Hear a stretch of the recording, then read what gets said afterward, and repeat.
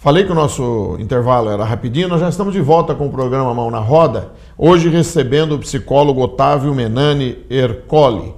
Ercole, falei bonito agora, hein? Ercole. E ele é psicólogo, atua na área social na cidade de Rinópolis, e hoje nós vamos conversar agora nesse segundo bloco sobre a questão da prevenção do suicídio. Aliás, eu estou usando aqui o bottom do Setembro Amarelo, que a Prefeitura Municipal de Tupã distribuiu no dia do lançamento da campanha aqui na cidade, que foi muito interessante, muito bom, e é muito importante a questão da prevenção. Concorda, Otávio? É importante prevenir? Sim, claro. O que você tem a nos falar a respeito de suicídio? Quais são os índices, quais são os números? Porque existe muita fantasia, muito folclore. O que existe de realidade? Como acontece realmente muito suicídio, mais do que deveria ou não? Por favor. Olha, o índice de suicídio é extremamente alto. Extremamente alto. Dados da ONU demonstram que a cada 40 segundos uma pessoa comete suicídio ao redor do mundo. Mais de 800 mil pessoas cometem suicídio por ano. 800 mil pessoas por ano dão cabo da própria vida. Isso. E as tentativas, então? As tentativas é bem complexo. Não tem nem como ter um número exato, porque muitas vezes a pessoa tenta cometer o suicídio, alguma coisa, e a pessoa não procura um hospital, algum tratamento. Um acompanhamento. E aí acontece de não ser relatado. Então não é totalmente fidedigno os dados, mas são também assustadores. O índice de tentativas e de morte, principalmente por suicídio, principalmente para jovens, só perde para acidente de carro. As mortes, o índice de morte, acidente de carro é maior, depois vem suicídio, depois vem outros problemas de saúde. Interessante, hein? Então, e esse número, esse dado que você disse, um suicídio a cada 40 segundos, é isso? Isso. Isso acontece aqui no Brasil também? Esse número serve para nós aqui no Brasil? Não, para nós no Brasil é um pouco menor. Pouco menor. Mas assim, quando se fala de suicídio, essa questão, nós podemos falar tipo assim, sobre várias numerações, né? Sim. Várias porcentagens em tudo. Mas o que é mais importante é pensar o que leva uma pessoa a cometer suicídio. O suicídio, por mais que ele tenha toda essa questão numérica, quantitativa, mas ele é individual, ele é subjetivo. Então essa subjetividade do suicídio, que nós temos que ter um cuidado um pouco maior, tentar humanizar o tratamento, o cuidado com as pessoas, para que não pensamos apenas na questão quantitativa mesmo. Assim, e o que leva uma pessoa a chegar a esse extremo? Quais são as causas principais? Olha, essa que é a questão. Não tem uma situação específica que causa. É claro que uma pessoa que tenta cometer o suicídio ou que tem o desejo suicida, ela vai acabar demonstrando através de uma depressão, através de um sofrimento. Por mais clichê que seja a frase, a questão de falar que o suicida não quer tirar a própria vida e sim acabar com o sofrimento, tirar o sofrimento, por mais clichê que seja essa frase, mas essa frase ela faz certo, ela é aquilo que representa, sentido, ela porque, faz na verdade, sentido. Ele está sofrendo de alguma maneira, sim, suicida, então ele entende que, dando cabo da própria vida, ele vai eliminar o sofrimento que ele está passando naquele momento. É isso? Isso, perfeitamente. É isso mesmo, porque a pessoa quando se fala em suicídio, ela quer acabar com o sofrimento mesmo. Ela quer que aquele sofrimento seja cessado, que acabe com aquele sofrimento de alguma forma.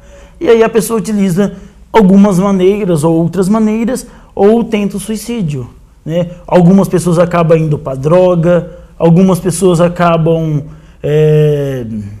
caindo numa depressão, e depois, com o sofrimento agravado por esses sistemas potencializadores, porque a droga é potencializadora, a depressão é potencializadora, e aí o que acontece? A pessoa acaba tendo as ideias suicidas. Começa a passar umas ideias meio estranhas na cabeça. E você, na palestra que eu ouvi lá em Rinópolis, dizia que um percentual de pessoas pensa em suicídio, não que vai levar a cabo isso. Você pode nos dizer esses números? Sim, a cada 30 pessoas pelo menos 5 já pensaram em cometer suicídio. Mas não é o pensar simplesmente. É aquela pessoa que já elaborou até como iria acontecer o suicídio, como ela iria tomar o ato, né, como ela ia tomar coragem para fazer isso, então sendo potencializada por uso de alguma droga, de alguma substância psicoativa também. Sim, então quer dizer, essas pessoas, de 30 pessoas, essas 5 que pensaram ou sonharam ou imaginaram o suicídio, já inclusive planejaram. Sim. O meu suicídio será desta maneira. Sim. Talvez até já providenciou o que precisava para o ato. Sim. E em alguns casos o que falta só é coragem. Infelizmente. Ou felizmente, né? Sim. Ou felizmente. Sim. Sim, felizmente o que falta é a coragem e aí a pessoa se mantém. Infelizmente no sentido de pensar no ato de cometer, né? De Sim. ter esse número alarmante de cada 30 pessoas, 5 pensar em suicídio. Esse é o lamentável. É um número alto. Porque o suicídio ele é potencializado pela nossa cultura capitalista, pela nossa cultura atual, pela crise econômica e política que nós estamos vivenciando. Sem dúvida. Isso tudo potencializa. Até porque a sociedade, ela valoriza mais o ter do que o ser. Né? O ter do que o ser. Então a pessoa na ânsia de ter, às vezes se frustra porque não consegue e isso leva a medidas extremas. Eu sempre ouvi um ditado, um ditado popular a respeito do suicídio, que diz assim: assombração que avisa não aparece. Quer dizer, que se alguém fica falando muito, não, eu vou me matar, eu vou me suicidar, eu vou dar cabo da minha própria vida, está fazendo isso só para pedir socorro, ou está fazendo isso só para chamar atenção. Isso é verdade ou não? Ou é só o mito mesmo? Esse daí é um grande mito que nós temos que ter muito cuidado, porque isso está interligado diretamente com um discurso preconceituoso nosso, de achar que o suicida é frescura, que quer chamar atenção. Não, realmente a pessoa está pedindo socorro. Ela está precisando de ajuda para que o sofrimento dela está tão grande, tão grande, tão grande, que ela já está verbalizando o ato suicida. Então, por isso nós temos que ter muito cuidado nessa questão de julgamento, de julgar, de falar, o suicida é frescura, o suicida, quem fala não faz. Não, quem fala já está avisando e está pedindo socorro para assim, olha, eu estou querendo fazer, mas eu estou naquela dialética de me manter vivo a todo momento ou de cometer o suicídio. Manter vivo a todo custo ou cometer o suicídio. Ou dar cabo da vida. Porque aquela história, quando eu fiz esse comentário, porque eu sempre ouvi, quem deseja praticar o suicídio vai para um lugar quieto, quando se descobre já morreu. Não fica avisando. Quem fica avisando muito é porque, na verdade, não quer. Mas, na verdade, pelo que você está dizendo, uma pessoa que fica avisando, falando nesse sentido, ela está pedindo socorro. Ela está dizendo, olha, eu estou com um problema e preciso de ajuda. É isso? Sim. Quando se pensa nessa questão que nem você trouxe agora, Sim. Dessa questão de ficar... nós justificamos, né? Essa questão de quem fala muito não comete, também é uma defensiva nossa, que nós não damos conta de trabalhar com isso. É necessário ser um profissional adequado. É necessário um psicólogo, um psiquiatra, um médico, uma enfermeira na área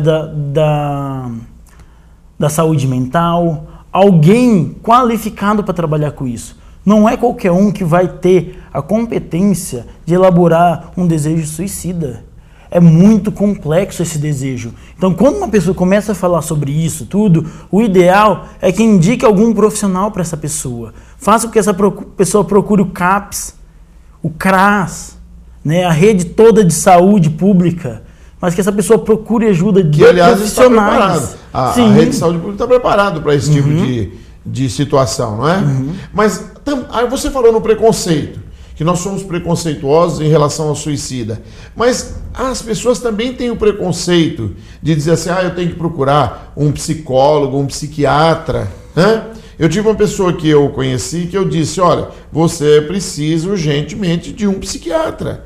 E a pessoa dizia assim, não, vou procurar, não sou maluco, não sou doido, não sou louco. Mas Depois, quando descobriu que realmente estava enfrentando um tipo de problema que não tem nada a ver com suicídio, mas enfrentava um problema, acabou aceitando a procurar um psicólogo, depois aceitou também procurar um psiquiatra, hoje faz um tratamento e vive uma vida equilibrada.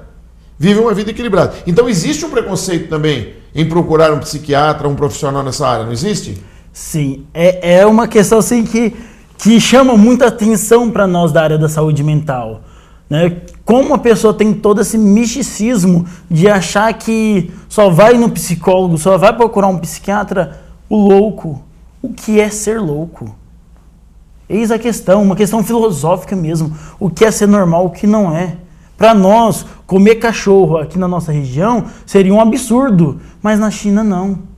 Então nós temos que pensar que os critérios de normalidade são concepções da nossa sociedade, da nossa cultura. Então ser louco ou não ser, não tem muita questão. Mas pensando nessa questão que você trouxe, do preconceito de quem para procurar necessita, é muito grande. E aí entra até no índice de suicídio, quando se fala quem comete mais suicídio, o homem ou a mulher.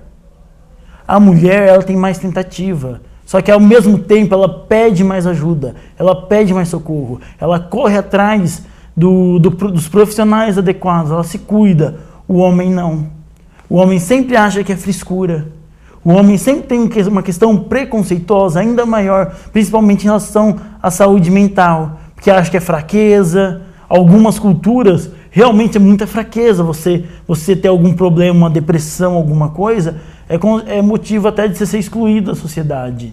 Então, assim, tem todo um misticismo em volta dessa questão, dessa cultura mesmo, de ter ou não, né, de ir atrás desse profissional de buscar e os outros julgar ajuda. Isso, e os outros julgavam assim que é louco.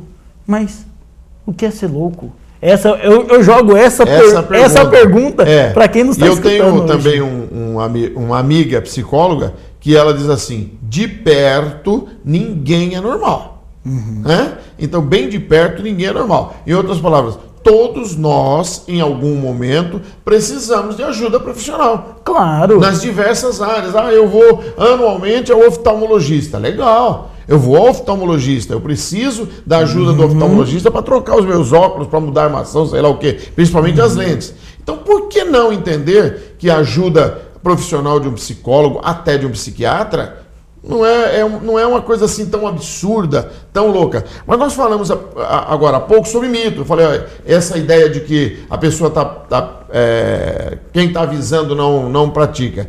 Quais são os mitos em relação ao suicídio? Porque existem mitos. Bastante. Sim, o que você pode nos dizer? Bastante. Aquele mito de quem está pedindo socorro não comete suicídio, isso é um grande mito, né? Quem avisa não comete.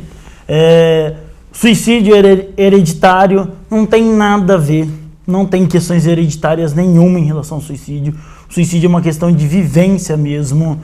Alguns outros mitos que nós podemos pensar agora. Você falou hereditário, mas eu conheço uma família que todos, a mãe e 3 filhos, cometeram suicídio. E aí não seria uma questão, ao invés de hereditário, de educação? Sim, seria uma questão mais de compreender aquela cultura daquela família, né? Porque entendi. tem tanto uma questão de procurar culpados. Família é culpada, escola é culpada, a sociedade é culpada por criar uma pressão desnecessária. Mas não existe uma culpa só. É um processo, uma subjetivação. É uma somatória de diversos fatores. Sim. É uma somatória de diversos fatores que levam a isso. Então, não é uma coisa só, né? Não é só a questão familiar ou a questão cultural, como você expôs. É a somatória de todos os fatores, né? E como é que a gente pode fazer para prevenir o suicídio? Já que o Setembro Amarelo foi instituído para essa finalidade. Aliás, você sabe como é que surgiu a ideia do Setembro Amarelo?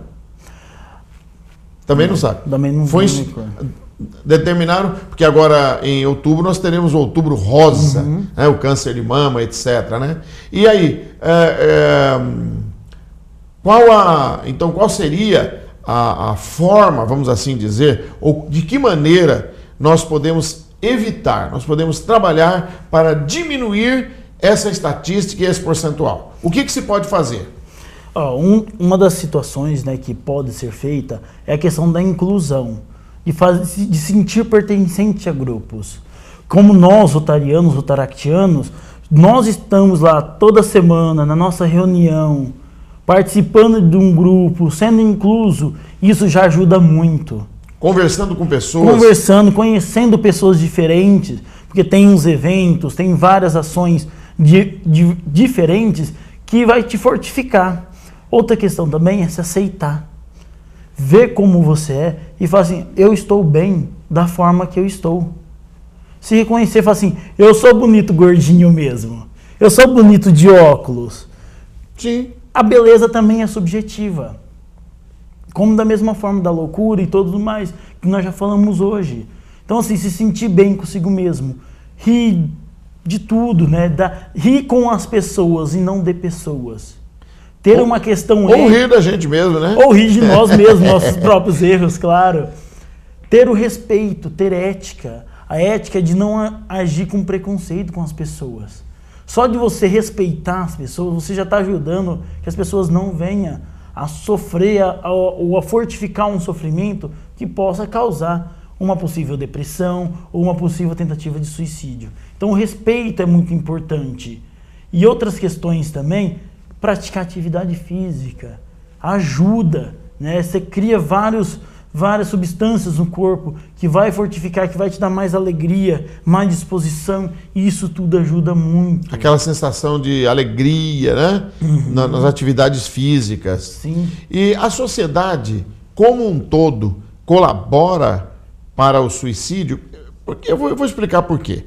Porque eu me lembro, há muitos anos atrás, eu garanto para você que você não era nem nascido, eu morava em São Paulo, trabalhava numa agência bancária, e na rua onde ficava o estabelecimento bancário, Rua Boa Vista, bem no coração de São Paulo, um moço, na hora do almoço, aquele horário, aquele movimento, naquele tempo já era, imagine hoje o movimento numa rua central de São Paulo. Ele pendurou-se numa janela no 8º, 10º andar de um prédio, ameaçando suicidar-se. Então, imediatamente chamaram o Corpo de Bombeiros, o Corpo de Bombeiros chegou, tentou, mas o pessoal que estava embaixo começava pula, pula, pula, incentivando o suicida a pular, a dar cabo da vida.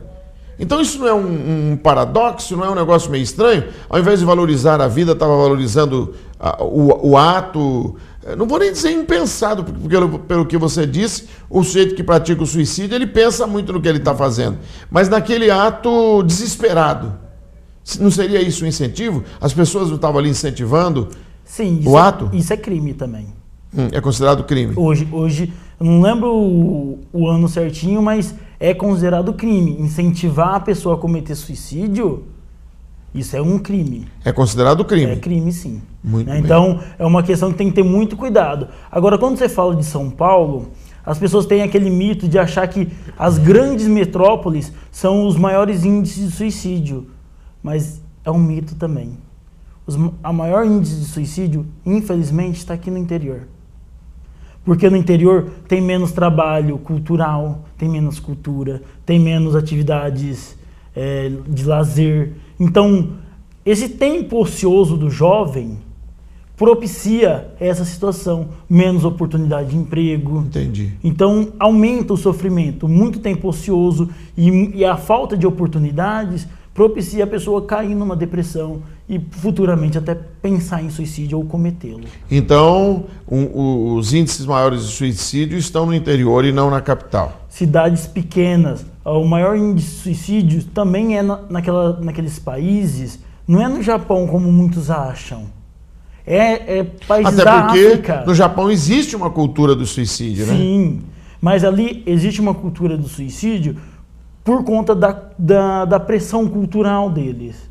Só que o suicídio, por questões de números quantitativas, a África, ela lidera. porque é muita gente em sofrimento. É pessoa passando fome, é pessoa em depressão, e esse sofrimento aglomerado, ele propicia esses tipos de sofrimento, esse tipo de pensamento, infelizmente. Você disse que incentivar o suicídio é considerado um crime, correto? Correto. Mas o que falar de certos aplicativos de celular, jogos de celular e até alguns desenhos que são passados ou utilizados por crianças e que levam ao suicídio? Que nem, acho que foi uns 2 anos, teve a questão da baleia azul, que era uma brincadeira que incentivava.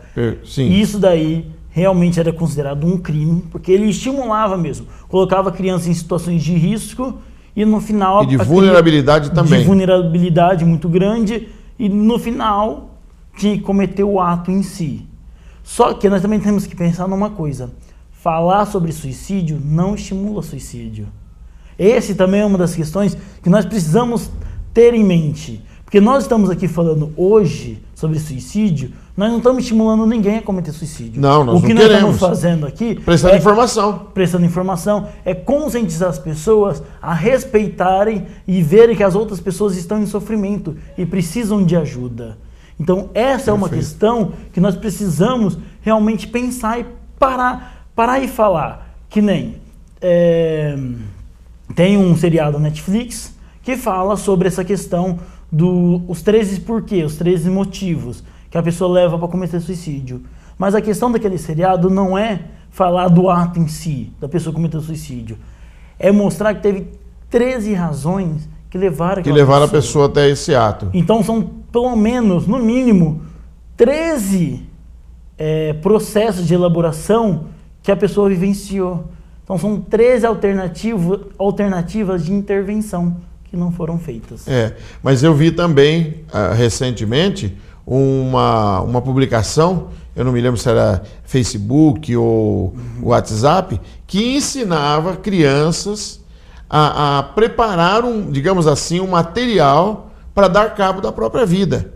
Então eu creio que isso também é uma forma de crime. Ó, como é que você faz para se enforcar e tal, mas dando os detalhes, quadro a quadro, de como ia acontecer, de como ia acabar. Ainda dizia assim, ó, vá sem medo porque é rápido.